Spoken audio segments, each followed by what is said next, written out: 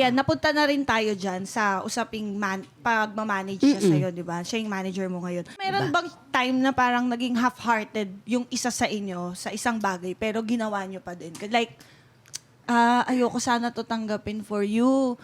Pero alam kong gusto mo to eh. Alam kong sasaya ka dito eh. Kahit half-hearted siya or vice versa. Ganito si Kuya Aljon mo. Han, they called for ganito. Do you wanna do it? Ganon.